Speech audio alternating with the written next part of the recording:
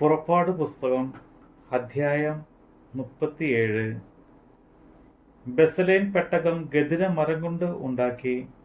അതിന് 2.5 മുഴം നീളവും 1.5 മുഴം വീതിയും 1.5 മുഴം ഉയരവും ഉണ്ടായിരുന്നു. അത് അകവും പുറവും പൊന്നുകൊണ്ട് പൊതിഞ്ഞു. ചുറ്റും അതിന് പൊന്നുകൊണ്ട് ഒരു വക്കുണ്ടാക്കി. അതിൻ്റെ 4 കാലിലും ഇപ്പുറത്ത് 2 വളയം, അപ്പുറത്ത് 2 വളയം, ഇങ്ങനെ 4 പൊൻവളയം വാർപ്പിച്ചു. അവൻ ഗദിരമരം കൊണ്ട് തണ്ടുകളും ഉണ്ടാക്കി പൊന്നുകൊണ്ട് പൊതിഞ്ഞു. പെട്ടകം ചുമക്കേണ്ടതിന് ആ തണ്ട് പെട്ടകത്തിൻ്റെ പാർശ്വങ്ങളിലുള്ള വളയങ്ങളിൽ ചെലുത്തി. അവൻ തങ്കം കൊണ്ട് കൃപാസനമുണ്ടാക്കി. അതിന് 1.5 മുഴം നീളവും 1.5 മുഴം വീതിയും ഉണ്ടായിരുന്നു. അവൻ പൊന്നുകൊണ്ട് 2 കെരൂബുകളെ ഉണ്ടാക്കി. കൃപാസനത്തിൻ്റെ 2 അറ്റത്തും അവയെ അടിച്ചു പണിയായി ഉണ്ടാക്കി. ഒരു കെരൂബ് ഒരു അറ്റത്തും മറ്റേ കെരൂബ് മറ്റേ അറ്റത്തും, ഇങ്ങനെ കെരൂബുകളെ കൃപാസനത്തിൻ്റെ 2 അറ്റത്തും അതിൽ നിന്നു തന്നെ ഉള്ളവയായിട്ട് ഉണ്ടാക്കി. കെരൂബുകൾ മേലോട്ട് ചിറക് വിടർത്തി ചിറക് കൊണ്ട് കൃപാസനത്തെ മൂടുകയും തമ്മിൽ അഭിമുഖമായിരിക്കുകയും ചെയ്തു. കെരൂബുകളുടെ മുഖം കൃപാസനത്തിന് നേരെ ആയിരുന്നു. അവൻ ഗദിരമരം കൊണ്ട് മേശ ഉണ്ടാക്കി. അതിന് 2 മുഴം നീളവും 1 മുഴം വീതിയും 1.5 മുഴം ഉയരവും ഉണ്ടായിരുന്നു. അത് തങ്കം കൊണ്ട് പൊതിഞ്ഞു. ചുറ്റും പൊന്നുകൊണ്ട് ഒരു വക്കുണ്ടാക്കി. ചുറ്റും അതിന് 4 വിരൽ വീതിയുള്ള ഒരു ചട്ടവും ഉണ്ടാക്കി. ചട്ടത്തിന് ചുറ്റും പൊന്നുകൊണ്ട് ഒരു വക്കുണ്ടാക്കി. അതിന് 4 പൊൻവളയം വാർത്തു. 4 കാലിൻ്റെയും ഓരോ പാർശ്വത്തിൽ തറച്ചു.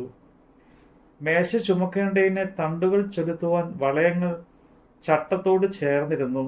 മേശ ചുമക്കേണ്ടതിന് തണ്ടുകൾ ഗദിരമരം കൊണ്ട് ഉണ്ടാക്കി പൊന്നുകൊണ്ട് പൊതിഞ്ഞു.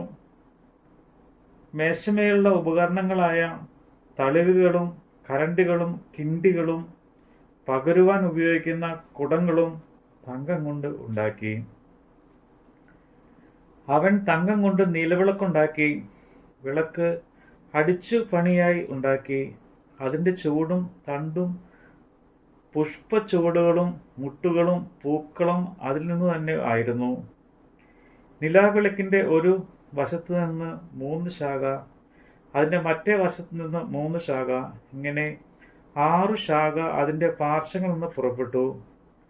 ഒരു ശാഖയിൽ ഓരോ മുട്ടും ഓരോ പൂവുമായി ബദാം പൂ പോലെ 3 പുഷ്പപുടവും, മറ്റൊരു ശാഖയിൽ ഓരോ മുട്ടും ഓരോ പൂവുമായി ബദാം പൂ പോലെ 3 പുഷ്പപുടവും. ഇങ്ങനെ നിലവിളക്കിൽ നിന്ന് പുറപ്പെട്ട ശാഖ 6 ഉണ്ടായിരുന്നു. വിളക്കു തണ്ടിലോ മുട്ടുകളിലും പൂക്കളുമായി ബദാം പൂ പോലെ 4 പുഷ്പപുടം ഉണ്ടായിരുന്നു. അതിൽ നിന്നുള്ള 2 ശാഖയ്ക്ക് കീഴെ ഒരു മുട്ടും, അതിൽ നിന്നുള്ള മറ്റേ 2 ശാഖയ്ക്ക് കീഴെ ഒരു മുട്ടും, അതിൽ നിന്നുള്ള ശേഷം 2 ശാഖയ്ക്ക് കീഴെ ഒരു മുട്ടും, ഇങ്ങനെ അതിൽ നിന്ന് പുറപ്പെടുന്ന ശാഖ 6 കീഴെ ഉണ്ടായിരുന്നു. മുട്ടുകളും ശാഖകളും അതിൽ നിന്ന് തന്നെ ആയിരുന്നു. അത് മുഴുവനും തങ്കം കൊണ്ടുള്ള ഒറ്റ അടിച്ചു പണിയായിരുന്നു. അവൻ അതിൻ്റെ 7 ദീപവും അതിൻ്റെ ചവണങ്ങളും കരിന്തിരി പാത്രങ്ങളും തങ്കം കൊണ്ട് ഉണ്ടാക്കി.